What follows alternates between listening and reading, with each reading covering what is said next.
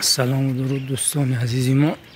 حالا قرار داریم ما در استوایشگاه زمرت که یکی از تبابت هایی که همه میخواد همین تبابت رو گیرد ازیکریت، یعنی مومی کوهی میگویم. مومی کوهی را البته کسانی که خونه هاشون غفص است یا عموما گرمی با آنها ضرر دارد بهترش از دکترهای خودشون مصلحت ها پرسیده بعد بیان، زیرا من پدرم آوردم ایمنه مخصوص برای همین گویم ازیکریت، اما برای پدرم همین ازیکریت رو اجازه ندادم برای همین گویم استوایشگاه، به خاطر اینکه همون خونشون غفص بسید، اینکه کسانی که دولینش دویم بالا میستد آنها نیز اجازه نمیدهند. بهتر از دکترهایی که خودشون نظم میشناسن مصلحت گرفته بیان. و این یک چیز دیگر رو گفته گذارم، کسانی که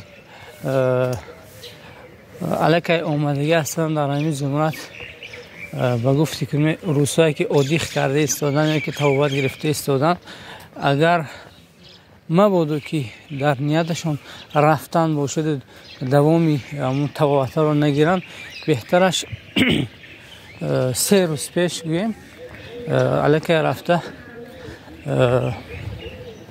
چی میگوید همون عریضه داده با خوانی پولشون دیگرن. اگر 2 روز مونده باشه یا که مثلا امروز و پگاه و فردا باشد، اگر همین روز نزد دکتر دارن، اگر علیه این روز رو حساب کرده اجازه نمیداد و پولشون رو باز نمیگردن.